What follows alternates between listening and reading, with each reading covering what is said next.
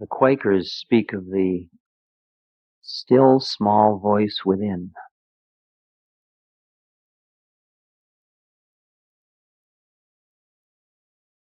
Last night we meditated on the tiny beings the size of a thumb sitting on the lotus in our heart.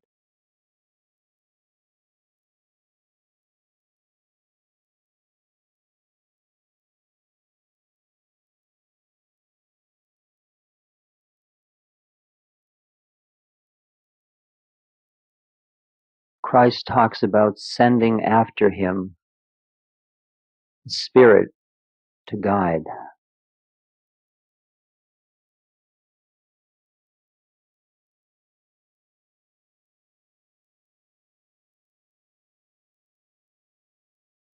For some of us this weekend there has been increasing confusion. Now we meet in a church which almost adds to the confusion.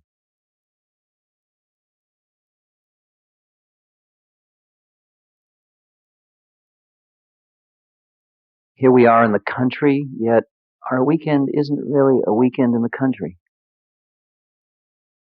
Here we are among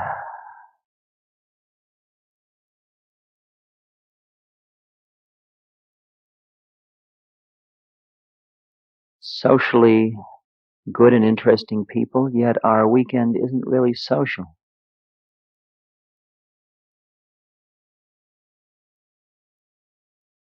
Here we are in a church, and yet our weekend isn't exactly religious.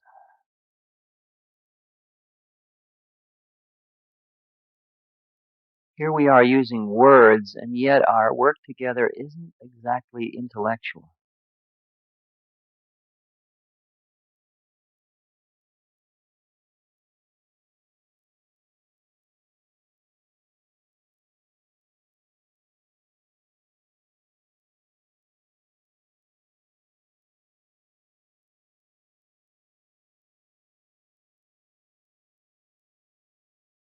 As if in each of us there once was a fire,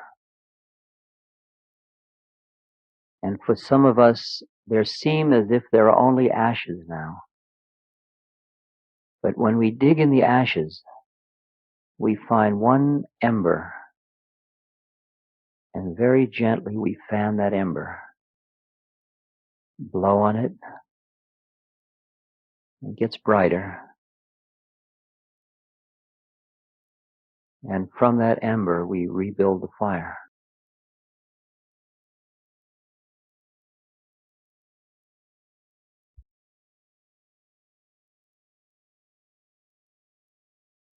The only thing that's important is that ember, is that tiny breath of the living Spirit. That's what you and I are here to celebrate.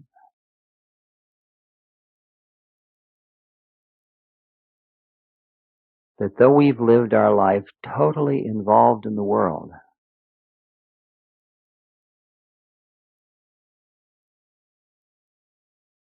we know that we're of the Spirit.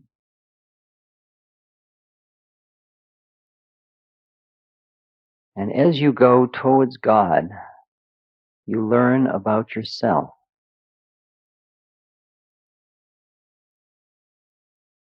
And when you return from God, you learn about the world. But when you are in the world, you know not of the world.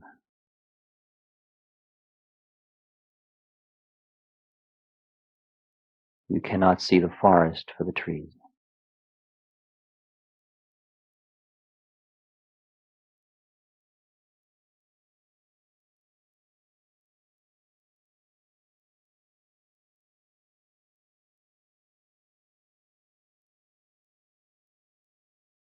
At first, that still small voice, that tiny ember, is overshadowed by the incredible pressures, desires, attachments, possessions, collection of the world, of the marketplace.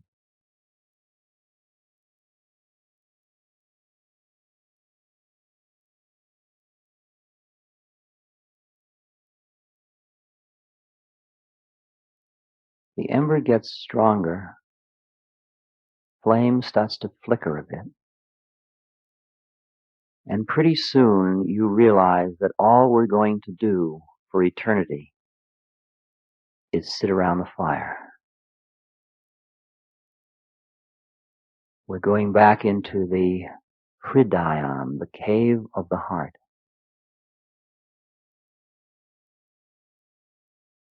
And the only beings that will sit around the fire with us are those who recognize the Spirit.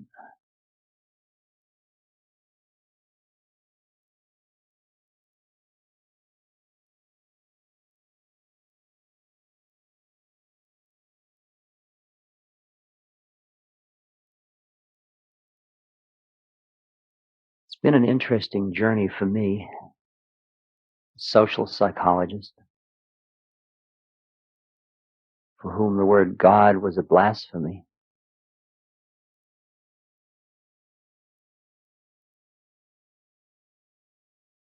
To come to realize that I am a God-man, and that my whole life is that of coming into the Spirit.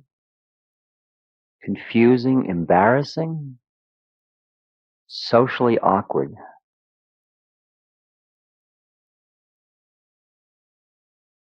Much easier to embrace humanism,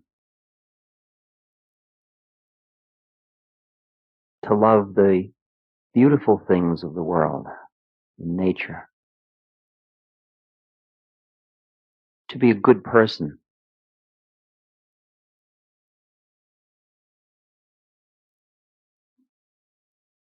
But the pull seems to still be there.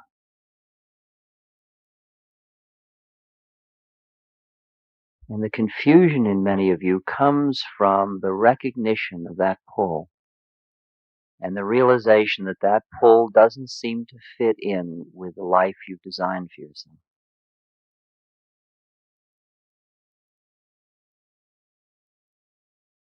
Even a good life, even a yogic life, even a communal life, even an economically simple life. Because your life was built out of despair.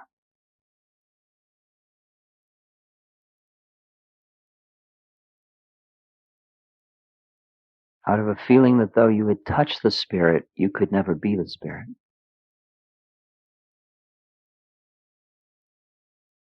Though you had touched love, you could never be love.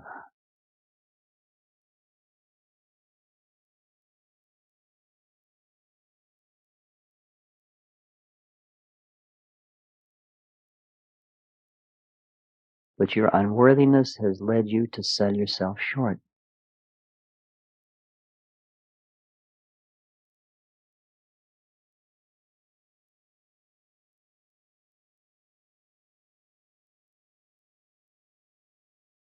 Just feel in your heart now your own beauty. Allow for a moment yourself to recognize that you are a being of the Spirit.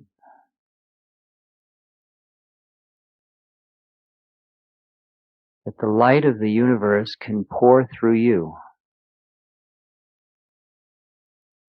You, just who you are, you.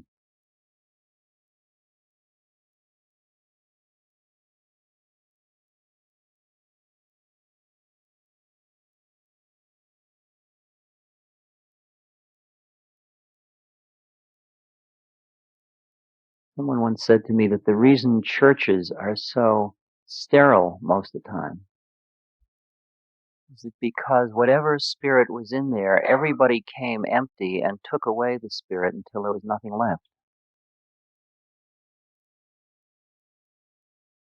And so it has been with your body and your personality, which is the temple you're living in.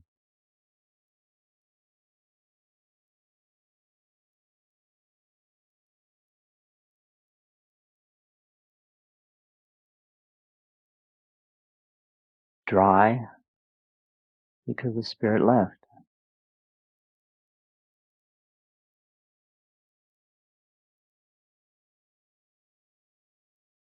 To breathe the spirit back into body, personality, daily life.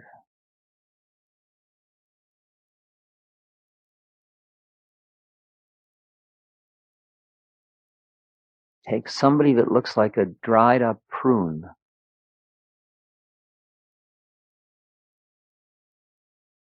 and turns them into a lotus flower.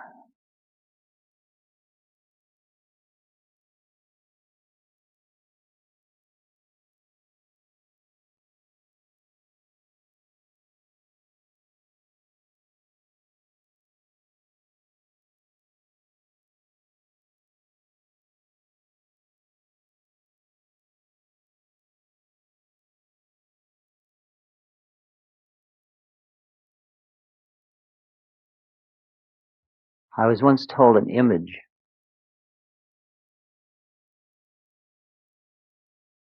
about a circle, and in the circle was a point in the center.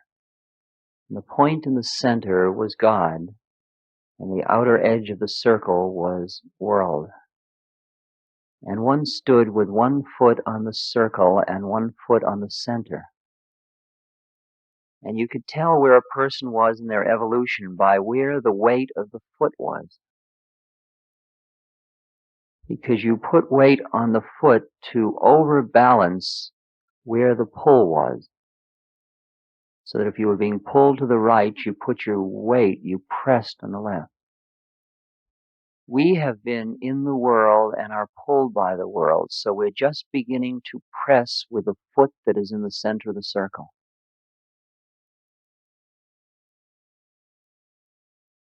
Anybody who has tasted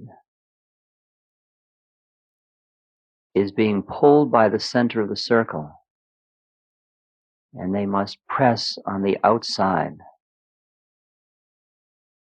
Ramakrishna said, "Quick, get me tobacco." And they said, "But Babaji, you don't smoke." And he said, "I have to want something or I'll leave."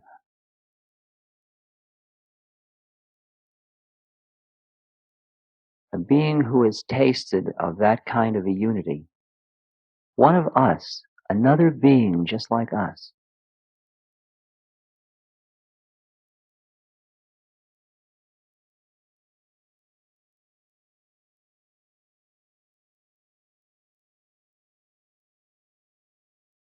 it's all different.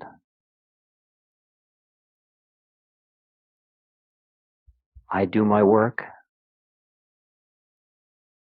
I love nature. I enjoy food. I delight in humor. I love poetry.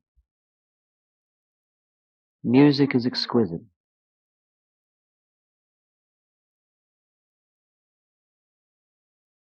And yet it's all like clouds in the sky.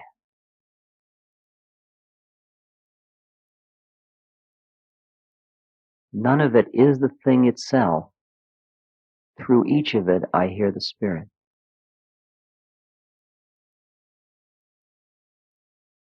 The world is God, but to not know God leaves you only with the world.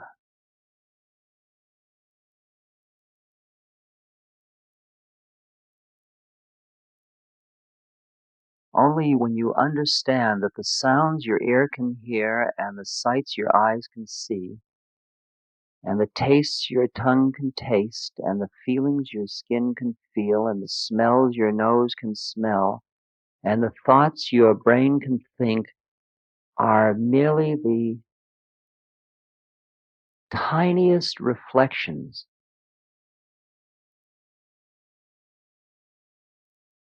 of the grandeur of the Source who you are.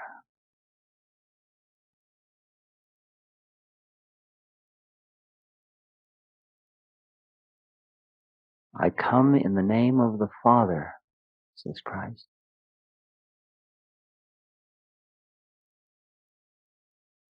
You don't get lost in Jesus.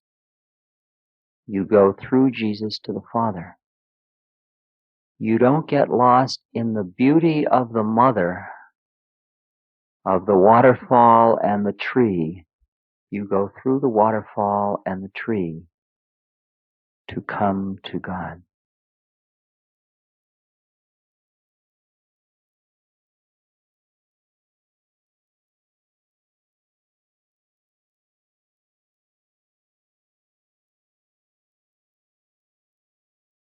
You don't worship the gate, you go into the inner temple.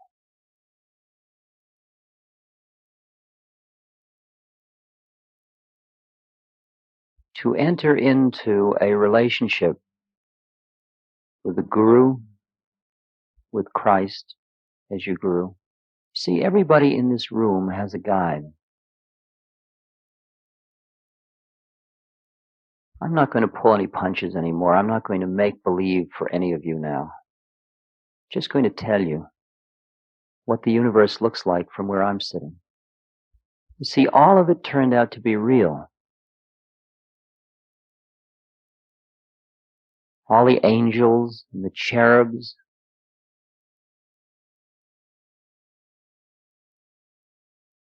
I wish I could share with you the kind of teachings that I'm receiving now.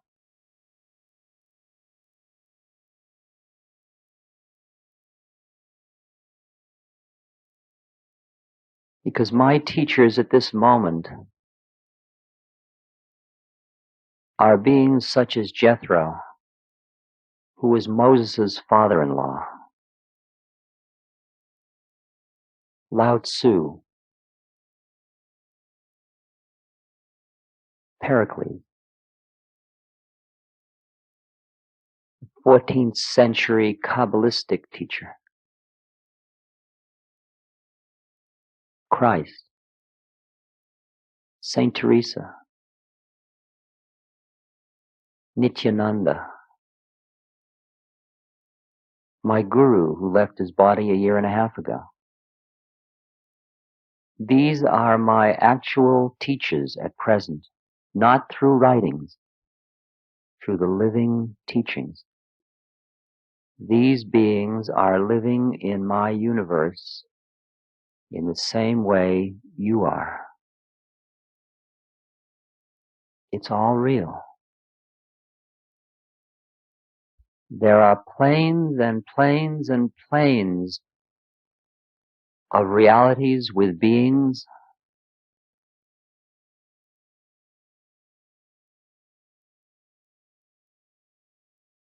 Everybody in this room has a guide, a guru, a spiritual friend.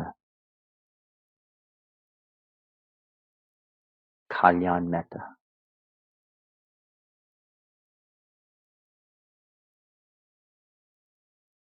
For some of you, your guide may be in physical form. Somebody such as Satya Sai Baba. For many of you, your guide is not in physical form any longer. Some of you I've seen have Ramakrishna as a guru. Some of you have Christ as a guru. Some Babaji, some Ramana Maharshi.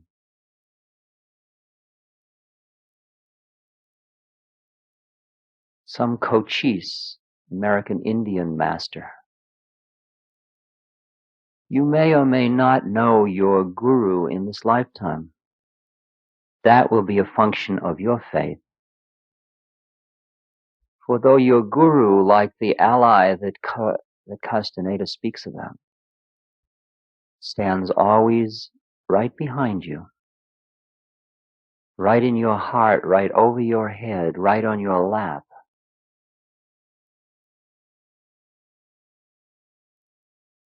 it is only when you can set aside the limits of your own senses and your own mind that you can recognize your guru. Your guru already recognizes you.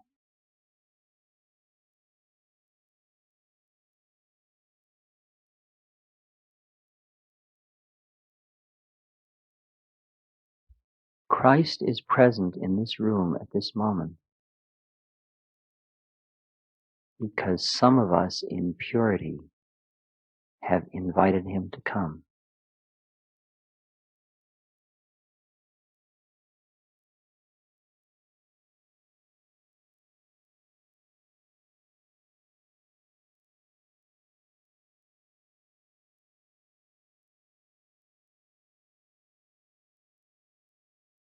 And these masters, these guides,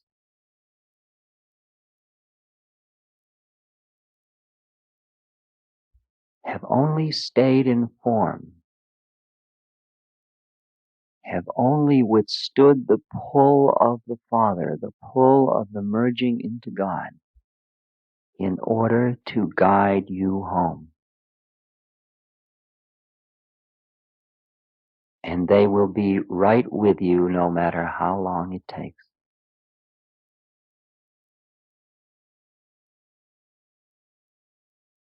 To understand the sacrifice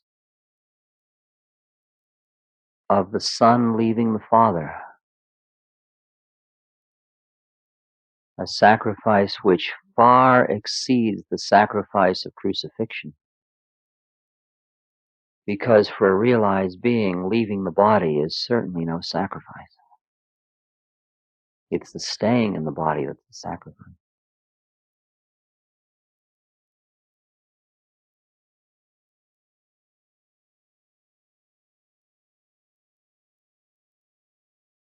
My guru used to write in a book 2 pages of Ram, Ram, Ram, Ram, Ram, Ram every day.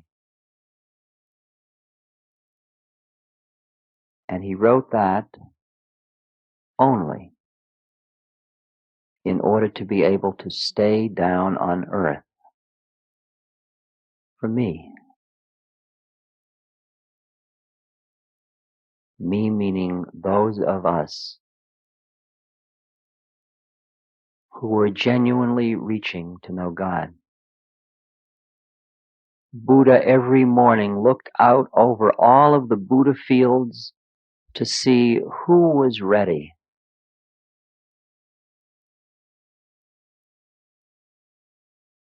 To understand the sacrifice of these beings is to understand what pure love is really about.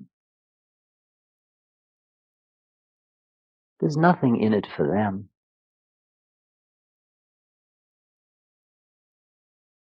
If you get enlightened, they don't get a raise in pay.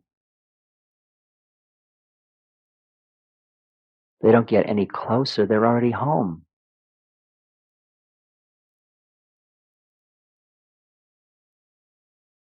Their act is done without selfishness and without condition. You've never been loved that way before. All human love is always with condition. I love you if you love me. I love you if you're good. I love you if you don't kill me. Father, forgive them, they know not what they do.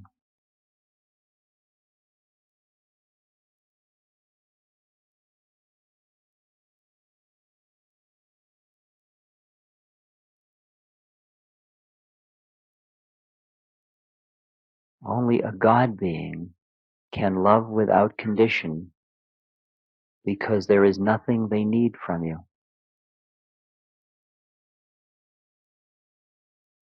But while they don't need your trust or your faith or your love, you need to trust them, have faith in them, and love them. They don't need your surrender, but you need to surrender.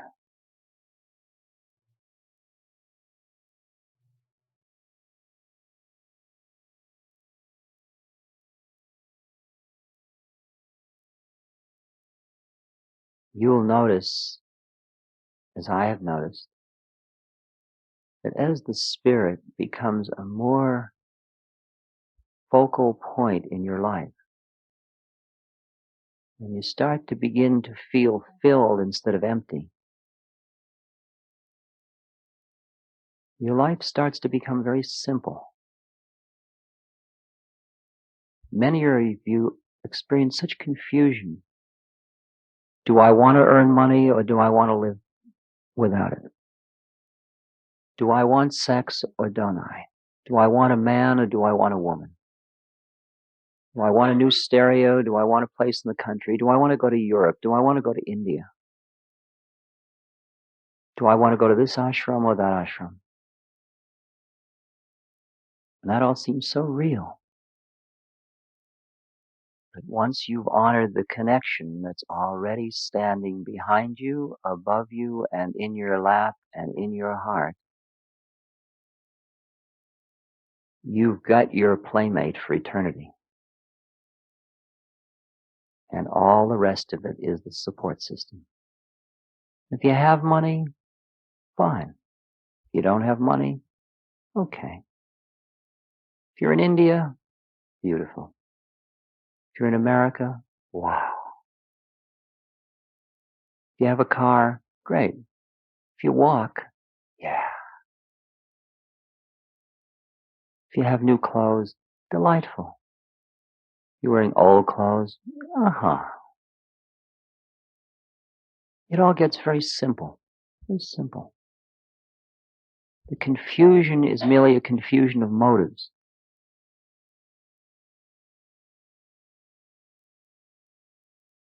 When I looked into Maharaji's eyes, I met a playmate that I couldn't fathom. Because everywhere I was, he was. Everything I knew, he knew.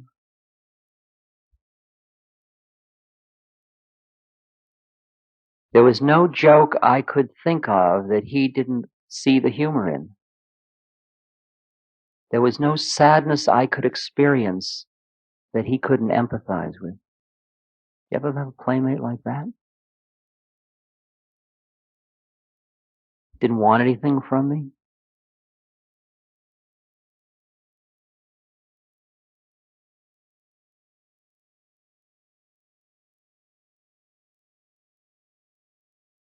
Now and then when I'd sit with him, something would happen, some little incident, and there would be humor, and I would laugh, and he would laugh.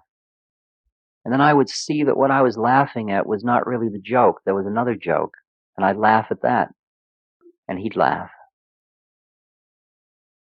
And then I'd look at him, and I would see that he was laughing still 3 more jokes out that I couldn't yet laugh at. You ever have a playmate like that? Do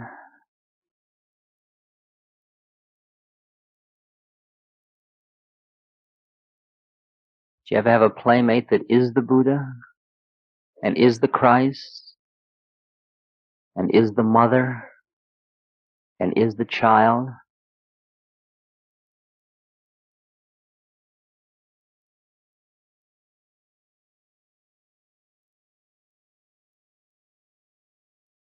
Sometimes we'd be able to cut up apples and hold them for Maharaji because he would eat our karma. He would take on stuff. He would just eat up stuff by eating the fruit.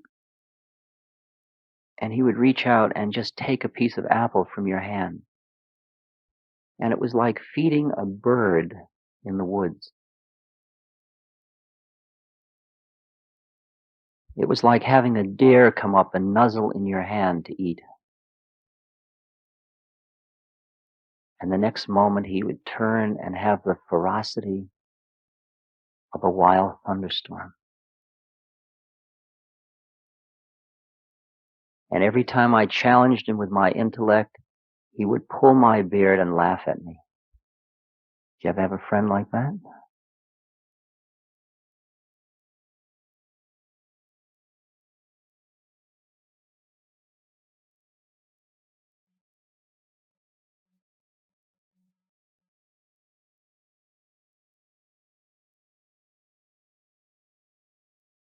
Everyone here has such a friend. It's very simple how you do it. Just like children have imaginary playmates, they hang out with somebody named Ronald. And Ronald always knows just what to do and how to do it. Well, you have Ronald. Or Josephine. You just hang out. And any dimension of absolute perfection, you know that your playmate has.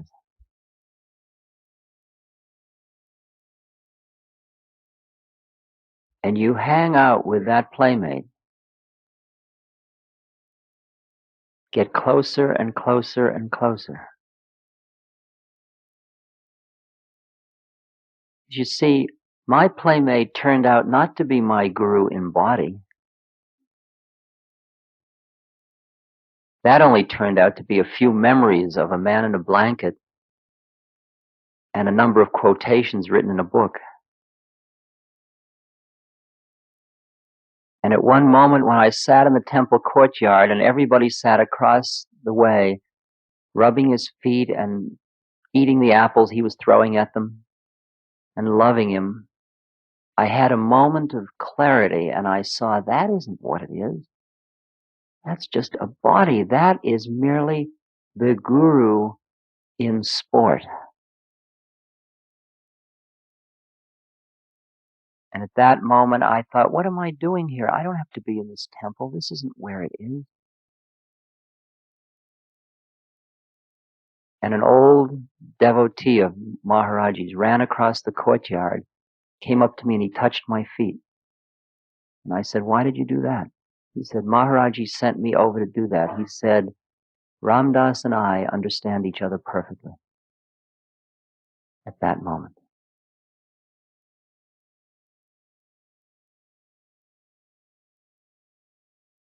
Now here he is, a year and a half after he's been burned up on a fire. And he's in this room at this moment. In fact, even as I speak, he goes in and out of my body. It's that intimate.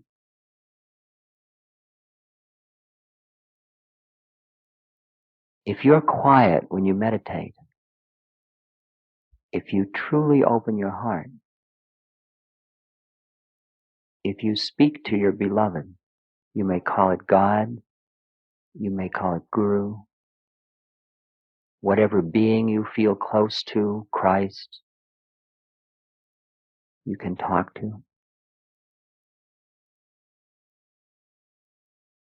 Anandamaya Ma, Amal, all of the beautiful holy mothers, all the beautiful living spirits that have ever walked the earth. You hang out with them, hang out with the perfect playmates, and slowly you just become one of them.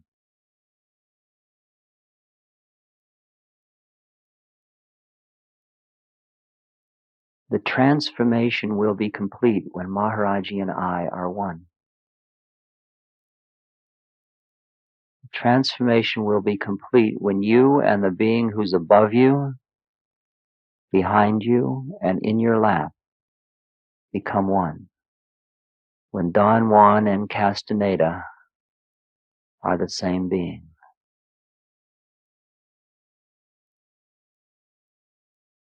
For in truth, there's only one of them. There's only one of them. There is only one guru in the whole game. It's all just forms. It's forms.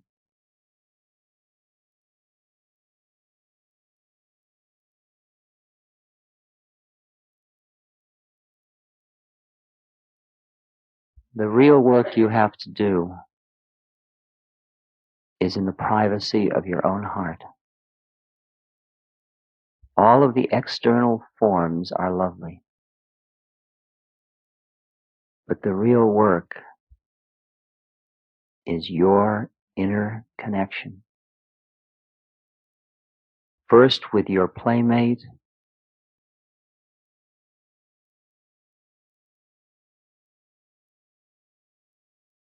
beyond that with God,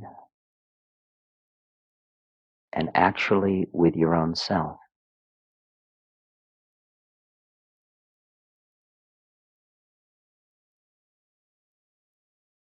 It's really time for you to see through the absurdity of your own predicament. You aren't who you thought you were. You just aren't that person.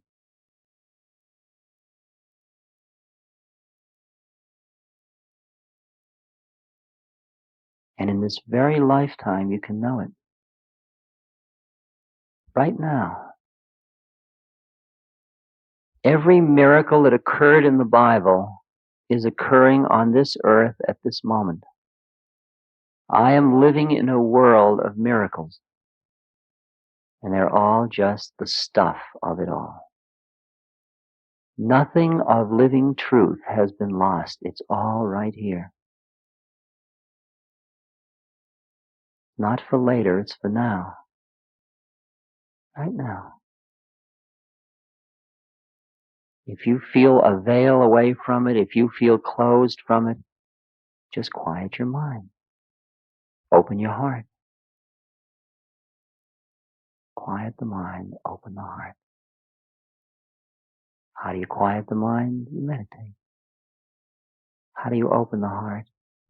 You start to love that which you can love and just keep expanding it. You love a tree, you love a river, you love a leaf, you love a flower, you love a cat, you love a human. But go deeper and deeper into that love, till you love that which is the source of the light behind all of it.